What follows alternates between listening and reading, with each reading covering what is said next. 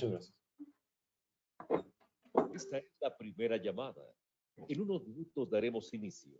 Gracias por estar aquí. Es la primera llamada.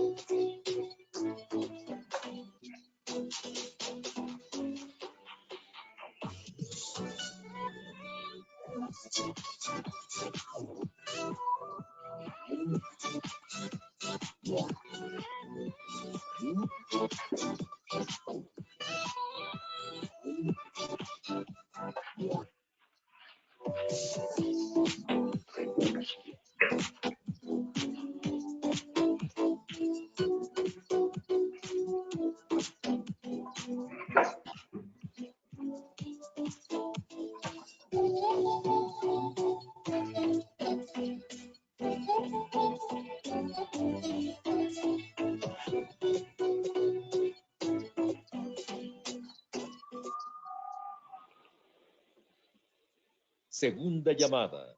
Te invitamos a usar audífonos para una mejor experiencia. Segunda llamada.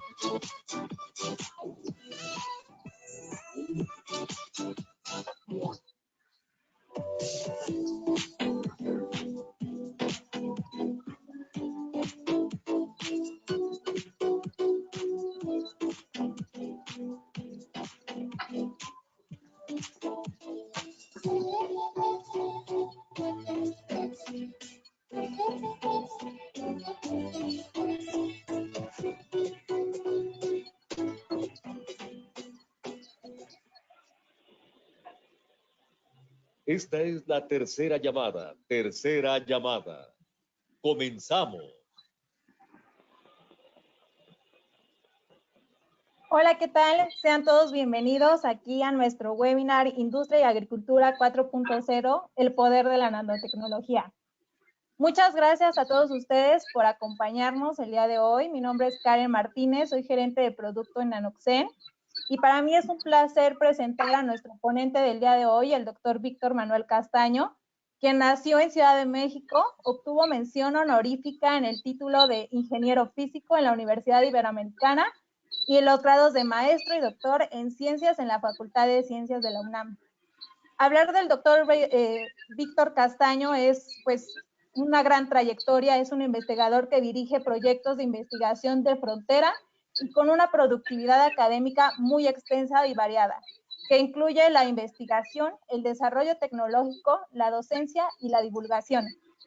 La obra y contribuciones del doctor Víctor Castaño le han hecho acreedor a diversas distinciones, entre las que pueden mencionarse el Premio de la Academia de la Investigación Científica, ahora Academia Mexicana de Ciencias. Sin más por el momento, cedo el micrófono al doctor Víctor Castaño. Muy buenos días, muchísimas gracias Karen y a todos ustedes por su presencia y su paciencia. Y si me permiten, quisiera yo comentarles que una de las disciplinas científicas que más han tenido impacto en la historia de la humanidad, no solamente desde el punto de vista tecnológico, sino aún social, es lo que conocemos ahora como ciencia de los materiales. Un material, de acuerdo con el diccionario de la Real Academia Española, es cualquier cosa que tiene que ver con la materia. Y pues materia es todo lo que tiene una existencia física, química en la naturaleza.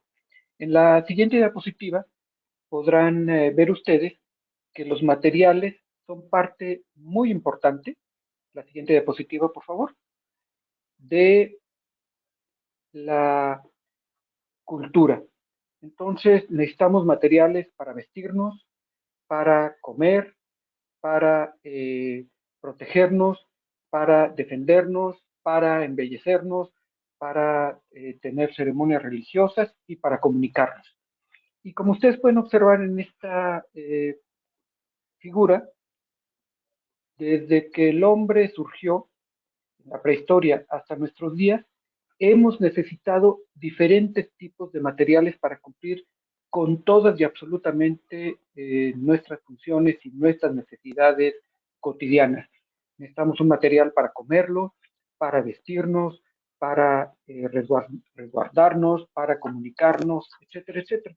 Y el día de hoy tenemos una gran variedad de materiales. De hecho, permítanme comentarles que aproximadamente el 80% de los materiales que existen hoy en nuestro planeta, el 80% se inventaron hace menos de 100 años.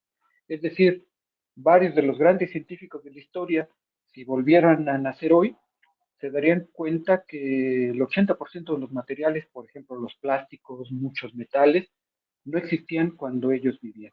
Vivimos ciertamente en la era de los materiales. La siguiente diapositiva les indica cómo son tan importantes los materiales que diferentes etapas de la humanidad llevan el nombre de un material. Entonces, el hombre prehistórico prácticamente el único que tenía era piedra y arcilla para hacer absolutamente todo lo que necesitaba para cumplir con sus necesidades y sus funciones diarias. Y por eso se llama la edad de piedra. Después pasamos en la siguiente diapositiva al descubrimiento de los metales, que tienen varias ventajas sobre las piedras, en particular el hierro, ya que permite afilarse de una manera mucho más simple y controlada que una piedra, y por lo tanto podemos hacer muchas de las herramientas que ustedes ven aquí a partir del hierro. Pero el hierro tiene un grave problema, como ustedes lo saben perfectamente. Se oxida con suma facilidad. La siguiente diapositiva muestra cómo después la humanidad descubrió el cobre, que es un metal que se sigue utilizando de manera muy importante en muchas industrias de todo tipo y que tiene ciertas ventajas tecnológicas sobre el hierro. Y pasamos entonces de la edad del hierro a la edad del cobre. La siguiente diapositiva, por favor, muestra cómo después los seres humanos nos dimos cuenta que si mezclamos, si hacemos aleaciones de diferentes metales, podemos hacer metales que no existen en la naturaleza. El hierro y el cobre existen de manera natural, pero el bronce, que es una aleación de estaño y otros metales, no existe en la naturaleza y es un invento humano. Y esto cambió la civilización porque el bronce, que también lo utilizamos hasta el día de hoy, tiene la propiedad de que es muchísimo más resistente a la corrosión que el hierro y el cobre. La siguiente diapositiva muestra cómo durante la creación de los primeros imperios, pasamos de una organización de reinos a una de imperios, esto se pudo hacer gracias a que existían metales, materiales muy preciosos, muy valiosos, como son el oro, la plata, los diamantes, las gemas, que permitían que un rey tuviera la facilidad de tener varios ejércitos en diferentes lugares y de esa manera no tener simplemente un reino, sino un imperio. Y los imperios surgieron precisamente gracias a este descubrimiento y al acaparamiento de metales preciosos como el oro y la plata. Siguiente, por favor. Después, hacia fines del siglo XVIII, hubo otro gran descubrimiento. Un grupo de científicos en diferentes lugares, principalmente en Inglaterra, se dieron cuenta que si mezclaban el hierro, que se conocía ya desde hacía muchísimo tiempo, con carbón, que también es un material muy conocido, generan un nuevo material que se llama acero y que tiene propiedades como ningún otro de los materiales. Y de hecho el acero es el día de hoy todavía uno de los materiales que más utilizamos para hacer todo tipo de objetos, construcciones, automóviles, microelectrónica, estructuras de todo tipo, etcétera, etcétera. Y esta nueva era, la edad del acero, nos permitió crear la industria que conocemos a nivel masivo y también desde el punto de vista social creó nuevas divisiones sociales entre trabajadores, proletarios, capitalistas, etcétera. Y con esto les indico que las diferentes eras de los materiales tienen que ver no solamente con cuestiones científicas, como les mencioné, sino también con grandes impactos sociales. La siguiente diapositiva muestra cómo hacia principios del siglo XX, científicos, específicamente físicos, rusos y norteamericanos, descubrieron que un material, el silicio, que es muy común en la corteza terrestre en forma de silicatos y sílico-aluminato, tiene la propiedad de ser un material semiconductor, es decir, que conduce la electricidad preferentemente en una dirección que en otra. Y esto genera la microelectrónica que todos conocemos y que hemos disfrutado en la segunda mitad del siglo XX.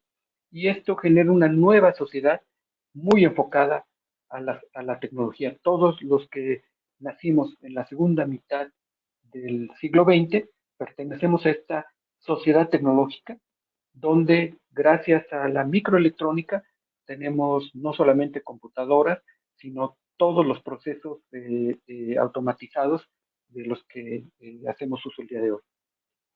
Y en los últimos 20, 25 años, como muestra la siguiente diapositiva, llegamos a una nueva edad, la edad de la nanotecnología. Y esto me parece que es muy importante porque todos los que estamos vivos en este momento somos parte de una nueva era, de una nueva edad de la humanidad que, como las anteriores, cambia definitivamente la sociedad humana. Y esta es la edad de la nanotecnología. ¿Qué es nanotecnología? Esto lo podemos ver en la siguiente diapositiva. Ustedes saben que un centímetro es la centésima parte de un metro, 0.01 de metro, y en notación de potencia sería 10 a la menos 2. Un milímetro es la milésima parte de un metro, 0.001 de metro, y en notación de potencia 10 a la menos 3. Un micrómetro, que también se conoce como micra, es la millonésima parte de un metro, entonces 0.00001, 5 ceros de metro, y en notación de potencia 10 a la menos 6. Y un nanómetro es la milésima parte de un micrómetro, es decir, en notación de potencia 10 a la menos 9. Y ustedes pueden preguntarse, ¿por qué 10 a la menos 9? ¿Y por qué no 10 a la menos 10 o 10 a la menos 8? ¿Qué tiene de mágico este número 10 a la menos 9 para que le hayamos puesto el nombre de una nueva era de la humanidad a esta distancia, a los nanómetros, la nanotecnología? La siguiente diapositiva, por favor. Y básicamente lo que nos dice la nanotecnología es que el tamaño sí importa. Si les pregunto acerca del dióxido de silicio, SiO2, dos átomos de oxígeno y uno de silicio, si es un material transparente u opaco, pues ustedes saben que el dióxido de silicio es de lo que están hechos los vasos de vidrio y las ventanas de las casas. Básicamente son dióxido de silicio y son transparentes, por eso los usamos para poder ver a través de ellos. Pero si yo tomo este vaso o este vidrio de ventana y como muestra la siguiente diapositiva, lo muelo al tamaño de unos cuantos fracciones de milímetro, nos queda un polvo blanco, que es el que ustedes ven ahí, y que si lo meto dentro de un recipiente transparente como una bolsa transparente o una botella, pues es completamente opaco. No puedo ver a través de ellos. Entonces, y sigue siendo dióxido de silicio. ¿Es el dióxido de silicio transparente u opaco? Si ustedes toman ese polvo que les estoy mostrando a mano derecha y lo muelen más, se vuelve a ser transparente. Es decir, el, el que sea transparente el dióxido de silicio depende del tamaño de las partículas que lo forman. La siguiente diapositiva. Y lo mismo les puedo preguntar del oro. ¿De qué color es el oro? Y pues me dirán, por supuesto, que dorado, color oro, amarillo. Lo que ven ustedes en estas pequeñas botellitas a mano derecha es oro de la misma pureza, igual de químicamente puro, la misma concentración, y la única diferencia entre las diferentes botellitas es el tamaño de las particulitas de oro. 2 nanómetros nos da oro transparente, 5 nanómetros oro color rojo, 50 nanómetros oro color más anaranjado, y como lo ven ustedes, vamos cambiando el tamaño y va cambiando el color. Y podemos hacer oro verde, ¿sí? Como lo oyen, completamente puro, sin ponerle nada más que puro oro, y cambiando el tamaño, podemos hacerlo de diferente color. Entonces, la gran lección de la nanotecnología, como ustedes ven, es que el tamaño importa, pues como pueden ver para la transparencia, para el color, pero para muchas otras propiedades de los materiales. La siguiente diapositiva, por favor. Y esto lo descubrió un muchacho de 26 años en 1905, en Suiza. Estaba un día, finales de marzo de 1905, en Zúrich, tomando café con un amigo, y observa que el amigo, como cualquier nosotros, le agregaba azúcar a su café. Y vio que los granitos de café son de aproximadamente 1 milímetro, los echa en el agua del café y se empiezan a disolver. Y el amigo le pregunta, oye, ¿y hasta qué tamaño se disuelve? Si son más o menos de 1 milímetro cada granito, hasta la décima parte de 1 milímetro, la milésima parte de 1 milímetro, la 10 milésima parte de 1 milímetro, la millonésima parte de 1 milímetro, o se sigue disolviendo por siempre. ¿Hasta qué tamaño se disuelve? Y como ven, esta pregunta que salió de tomar una taza de café, eh, tuvo un cambio impresionante en la historia de la humanidad. Bueno, el muchacho no supo qué responderle, se fue a su casa y se puso a estudiar el asunto y en unas cuantas semanas resolvió el problema. La siguiente diapositiva. Este muchacho, que era físico, pues escribió la solución al problema como un físico, como ecuaciones. Y se las voy a traducir. Lo que dice el renglón de arriba es que eh, el desplazamiento, es decir, cuánto se desplaza esas particulitas de azúcar dentro del agua elevado al cuadrado, es igual a 2 veces una constante D, que ahora les digo que es, y T, que es el tiempo. Lo cual es lógico. Si yo me tuviera un microscopio y me pongo a observar un granito de azúcar en el café y lo voy siguiendo, obviamente si tarda mucho tiempo en observarlo, pues va a desplazarse mucho tiempo, una gran distancia. Si lo observo por muy corto tiempo, pues observo que se desplaza muy poquito. Eso hace absoluto sentido. Pero lo interesante es que esto depende de D. D es lo que se llama el coeficiente de difusión y nos dice qué tan soluble es un material dentro de otro. El azúcar es muy soluble en agua, por eso se disuelve el azúcar en agua. El aceite no es soluble en agua, Por lo tanto, si ustedes le ponen aceite, una gotita de aceite a un vaso de agua, pues no se disuelve. Lo agitan, lo dejan un rato y ya se separó otra vez el aceite del agua. No se disuelven. Entonces, esto los físicos lo medimos a través de esta constante D, que se llama coeficiente de difusión. Y el gran descubrimiento de este muchacho es la ecuación que tiene abajo, que el coeficiente de difusión es fundamentalmente 1 dividido por el diámetro de, del azúcar al cuadrado. Entonces, simplemente lo que hizo fue despejar de la ecuación de abajo R, buscó en tablas en la biblioteca de la universidad donde estudiaba el coeficiente de fusión de azúcar en agua y encontró la solución al problema. La siguiente diapositiva nos dice cuál es la solución que encontró este muchacho. Que el tamaño al cual se disuelve el azúcar en el agua es un nanómetro, 10 a la menos 9. Muy interesante. Esto le permitió deducir un número que los químicos conocían desde mediados del siglo XIX, pero que no sabían de dónde existía, de dónde venía, que es el número de Avogadro, que es el número de moléculas o de átomos que un mol de materia tiene.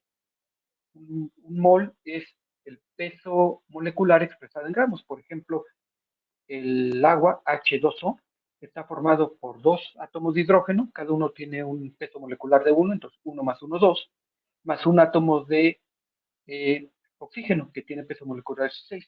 Entonces, 2 más 16 da 18. Esto quiere decir que si ustedes toman 18 gramos de agua, saben que tiene 6.023 por 10 a la 23 moléculas de agua, exactamente. Eso se llama un mol. Los químicos lo sabían, lo usaban, pero nadie sabía de dónde venía. Y este señor, haciendo simplemente una regla de 3, los dedujo. Y publicó este artículo en la que era la mejor revista de física en ese momento, Annalen der Physik. El editor era un físico que acaba de ganar el premio Nobel de Física, Paul Trude, que vio el artículo de este muchacho de 26 años, se le hizo rarísimo, no podía creerlo, pero no encontró cómo rechazárselo y le publicó el artículo. Y además, este resultado lo usó para escribir una tesis de 18 hojas, que le dio el doctorado en física. La siguiente diapositiva les muestra quién era este muchacho. Aquí lo ven a los 30 años de edad, poco después de que hizo este descubrimiento, y probablemente no les sea tan familiar como la fotografía de la diapositiva siguiente, que lo muestra ya siendo un hombre viejo, poco antes de morir, Albert Einstein. Y Albert Einstein es, de la manera que él describo, el descubridor de la nanotecnología. ¿Qué significa? ¿Qué descubrió él? Que el tamaño al cual se disuelve el azúcar en el agua es de 10 a la menos 9 metros, o sea, un nanómetro. Y se preguntó lo mismo que me pregunté hace un momento. Bueno, ¿y por qué 10 a la menos 9? ¿Y por qué el azúcar? ¿Qué tiene de especial este número? Y se puso a hacer experimentos mentales. Se preguntó, por ejemplo, a ver si tomo un pedazo de madera, del tamaño que ustedes quieran, 20 centímetros, lo parto a la mitad, y cada mitad la vuelvo a partir a la mitad, y la vuelvo a partir a la mitad, y la mitad, y la mitad, y la mitad, y lo sigo parte, hasta qué tamaño lo puedo partir y que siga siendo madera. Y la respuesta es un nanómetro. ¿Hasta qué tamaño puedo partir un pedazo de acero y que siga siendo acero? Y la respuesta es igual nanómetro. Entonces, ¿qué es la nanotecnología? La ciencia, ingeniería de los materiales en el tamaño mínimo en el cual conservan sus propiedades. Y eso se llama nanotecnología. Hacer tecnología en el tamaño mínimo en el cual los materiales, cualquiera que sea, conserva su identidad y conserva sus propiedades que lo hacen oro, acero, cobre, semiconductor, ADN, lo que ustedes deseen. Y ese es el gran descubrimiento de finales del siglo XX, pero que en realidad lo había descubierto desde principios del siglo XX Albert Einstein. Lo que pasa es que pues, él era un genio y todos los demás seres humanos nos tardamos 80 años en darnos cuenta de la importancia de lo que había descubierto este muchacho de 26 años en 1905. La siguiente diapositiva. Entonces, la nanociencia y la nanotecnología es el poder manipular átomos, moléculas y demás estructuras a esta escala nanométrica, 10 a la menos 9, de tal forma que tenga propiedades que nos interesen, que nos sirvan para todas las aplicaciones que necesitamos los seres humanos para vivir, a un precio muy económico, al precio de un vegetal, al precio de una zanahoria. La siguiente diapositiva, por favor. Y es que como vimos, en el caso del dióxido de silicio y del oro, las propiedades ópticas, sea transparente o opaco, sea amarillo, verde o rojo, pero también electrónicas, magnéticas, térmicas, etcétera. Todas las propiedades de los materiales dependen de su tamaño, como lo vimos, pero también podemos cambiar su forma, hacer las esferitas, hacer los cubitos, triangulitos, pequeños cilindros, de su composición química, de la distancia entre cada una de esas partículas, del ambiente químico, cambiamos, por ejemplo, el pH, etcétera, etcétera. Y entonces tenemos un mundo impresionante en 10 a la menos 9 metros. La siguiente, por favor. Déjenme darles un ejemplo de qué estoy hablando. Imagínense que tienen ustedes un cubito de oro de 1 centímetro por 1 centímetro por 1 centímetro. El volumen es, por supuesto, 1 centímetro cúbico. Su área superficial, es decir, cuánta área tenemos, pues es eh, el área de una de las caras, y como tiene 6 caras, pues es simplemente 6 veces el área de una cara. El área de una cara es 1 centímetro por 1 centímetro, 1 centímetro cuadrado por 6, 6 centímetros cuadrados. 6 centímetros cuadrados es la parte posterior de mi dedo índice.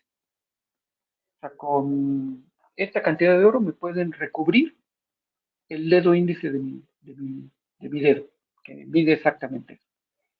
Pero imagínense que contratan ustedes un nanotecnólogo y le piden que ese cubito de 1 por 1 por 1 centímetro lo convierte en nanocubos, cubos nanométricos de 10 por 10 por 10 nanómetros. Haciendo una regla de 3, resulta que este cubito de 1 por 1 por 1 centímetro se convierte en 10 a la 18 cubos de 10 por 10 por 10 nanómetros. Cada uno de estos cubitos tiene de área de cada lado 10 por 10, 100 nanómetros cuadrados, por 6 lados, 600 nanómetros cuadrados, por eso es de un cubito, pero tenemos 10 a la 18 cubos, entonces multiplico 600 por 10 a la 18 y me da 6 por 10 a la 20 nanómetros cuadrados. Y si lo vuelvo a convertir a centímetros cuadrados, me da 6 millones de centímetros cuadrados. O sea, la misma cantidad de oro me sirve para recubrir un dedo o me permite recubrir 6 millones de centímetros cuadrados, que es más o menos el área del Jardín Cenea, que es la plaza principal de la ciudad de Querétaro, donde yo vivo, y que es una plaza donde caben cientos de personas. Y eso es lo que nos ofrece la nanotecnología. Poder recubrir, como en este caso, un área muy pequeñita, el dedo de una persona, o, o una plaza pública. La siguiente diapositiva.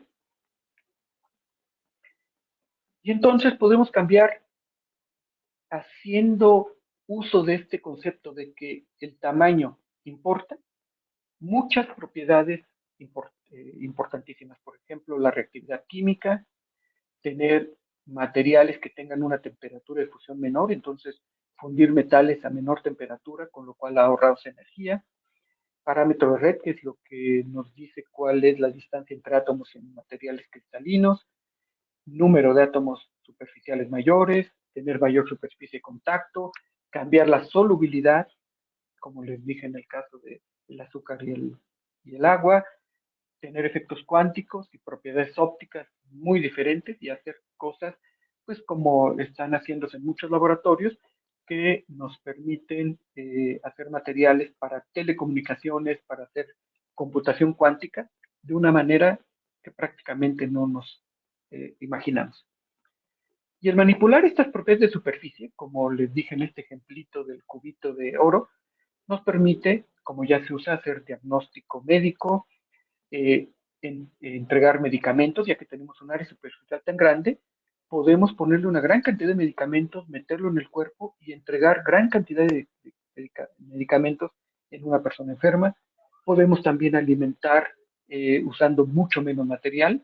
Podemos hacer recubrimientos funcionales, como varios de los que hemos desarrollado, materiales que cambian color, que cambian su textura y propiedades, dependiendo del tamaño, de la temperatura, de las condiciones químicas, por ejemplo, del suelo, etcétera.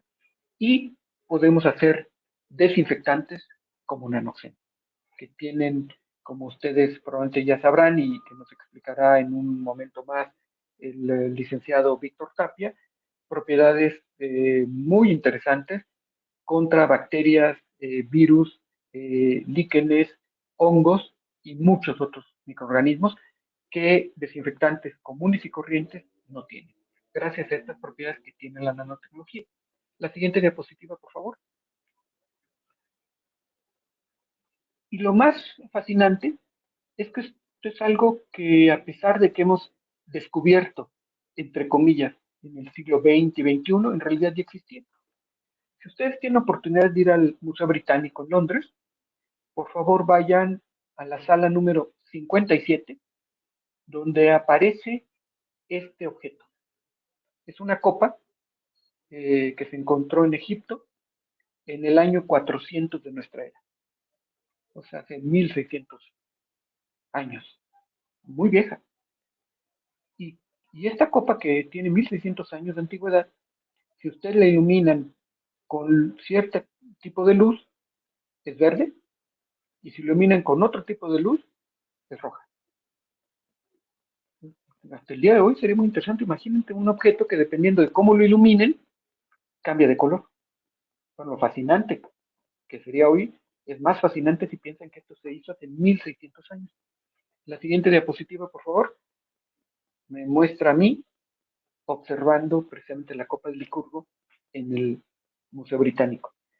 Le pusieron dos focos, dos lámparas, una que ilumina con cierta longitud de onda, con cierta luz en la parte de abajo, por eso la ven roja, y otra en la parte de arriba que ilumina esa parte de arriba con otra luz y se ve verde. Entonces una parte se ve verde y otra roja. Si iluminaran todos con un tipo de luz, la verían todo verde o todo rojo. Y ahora sabemos por qué funciona así. Porque lo que hicieron hace 1600 años fue darle un barniz con nanopartículas de oro. Por eso les hice este ejemplo del oro de nanómetros, y por eso también les conté que el oro puede ser dorado, por supuesto, pero también, como ven ustedes aquí, puede ser rojo o verde y cambiar de color. Este son el tipo de cosas que nos permite hacer la nanotecnología y son el tipo de fenómenos que están incluidos en Nanoxen. Tenemos nanopartículas que, cuando son iluminadas con cierta longitud de onda, eh, liberan radicales libres que atacan de manera selectiva y muy efectiva a los microorganismos. La siguiente diapositiva, por favor. Y entonces, en esta serie de webinars que estamos organizando, queremos presentarles cómo podemos entrar a este nuevo mundo, a esta nueva era de la humanidad, que es la era de la nanotecnología.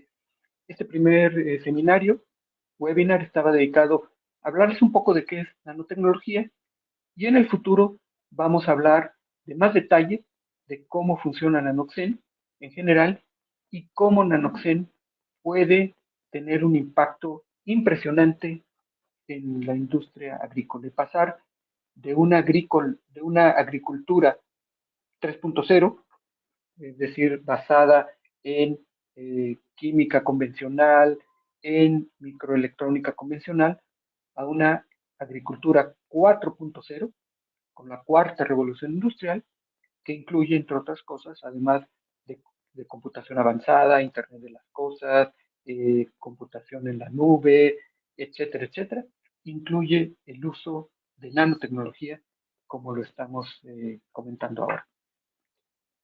La siguiente diapositiva está a cargo ya del licenciado Víctor Tapia, y le voy a ceder el micrófono para que haga una breve descripción y después estamos abiertos para que ustedes nos hagan favor de hacer preguntas y comentarios.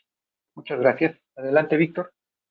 Muchas gracias, doctor Castaño. Siempre muy interesante escuchar sus exposiciones.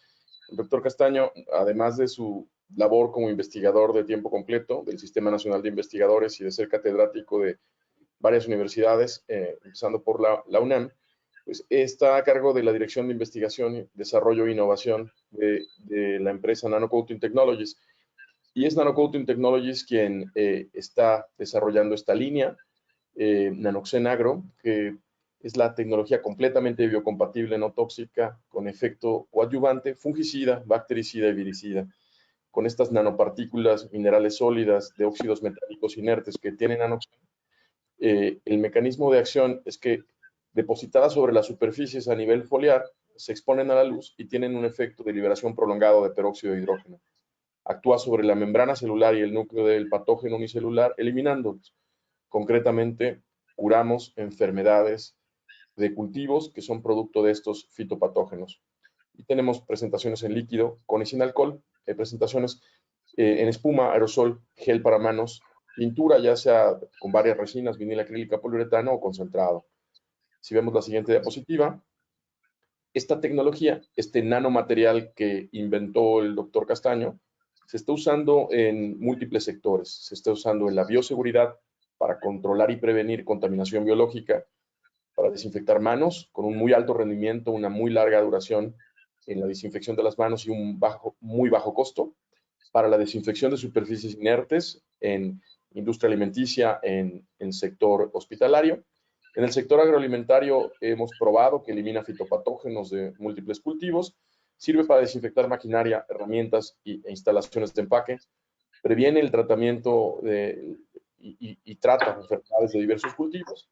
En la industria alimenticia, para garantizar la desinfección y la inocuidad alimentaria, desinfectando maquinaria, superficies de procesamiento de alimentos y también instalaciones, y desinfectando también materiales de empaque. En salud humana, distintas presentaciones y formulaciones nos hemos dado cuenta que son ideales para el control de infecciones, para desinfección de superficies inertes, y recientemente comenzamos los estudios para evaluar su efectividad como antiséptico tópico, el tratamiento de heridas. En salud animal, también control de infecciones, superficies inertes e instalaciones, y también como antiséptico tópico en herida. El hecho de que elimina virus de la influenza aviar nos tiene muy sorprendidos y motivados para evaluarlo en ese sentido. Y uso cosmético por sus propiedades desinfectantes para mezclarse en cremas hidratantes que también tienen un efecto desinfectante para casos, por ejemplo, de acné y cualquier otra condición. Materiales de empaque y también desinfectar maquinarias y superficies. Pero sin duda alguna, en el sector agroalimentario, Nanoxen Agro tiene un potencial enorme que nos encantaría poder explorar con cualquiera que tenga interés. Adelante, por favor. Y nos resta escuchar sus preguntas, si alguien tiene alguna inquietud que podamos resolver, por supuesto, de la exposición del doctor Castaño. Este es el primer webinar donde estaremos tratando temas de interés general acerca de la nanotecnología, y no me queda sino agradecerles que se hayan tomado el tiempo, que nos hayan visitado, y quedamos atentos a cualquier pregunta que tengan los asistentes. Karen. Sí, muchas gracias. Aquí tenemos una pregunta de César. ¿Este producto tiene certificaciones? Sí, así es. Tenemos mucha evidencia de la efectividad, así que son las pruebas de laboratorio que hemos hecho por docenas las que certifican su efectividad y estamos en el proceso de obtener eh, el número de registro sanitario ante COFEPRIS y estamos en proceso también de obtener de NSF la certificación. Pero ahora son resultados de pruebas de laboratorio del propio COFEPRIS, resultados de pruebas de laboratorios terceros, de la propia UNAM, lo que tenemos como evidencia que certifica la efectividad, por supuesto. Perfecto, muchas gracias. También otra pregunta de Laura. Nos comenta si puede aplicar Nanoxen para prevenir bacterias en mi cultivo o su aplicación debe ser después del contagio. No, por supuesto. Gracias a la permanencia de Nanoxen, imaginen estas partículas minerales inertes sobre la superficie foliar, pueden ser aplicadas con carácter preventivo, es decir, para evitar que un cultivo se infecte de una bacteria o sea afectado por un hongo. Con carácter preventivo, antes de que se enferme el cultivo, puede aplicarse. Muchas gracias, Víctor. Por aquí otra pregunta de Oscar. ¿En qué tipo de aplicaciones se recomienda para utilizar Nanoxen en mi cultivo?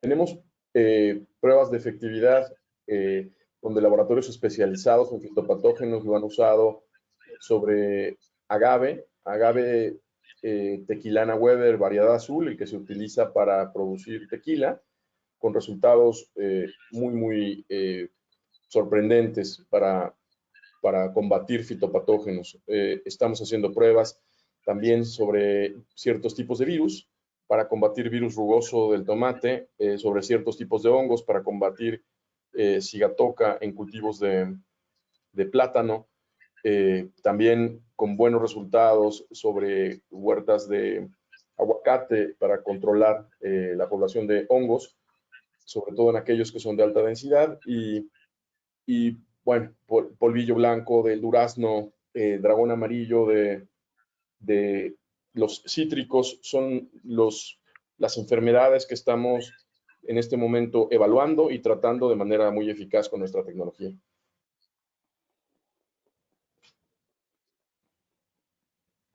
Perfecto. Por el momento no tenemos alguna otra pregunta. Pues les agradecemos a todos ustedes acompañarnos el día de hoy.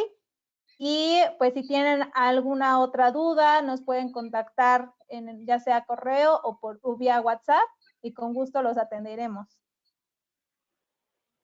Gracias a todos por su asistencia. Y excelente día y los esperamos en la siguiente edición de nuestros webinars. Muchísimas gracias. Estamos en contacto. Saludos. Gracias, doctor. Hasta luego. Y aclarar todas tus dudas. Pon a prueba la eficacia de Nanoxen Agro.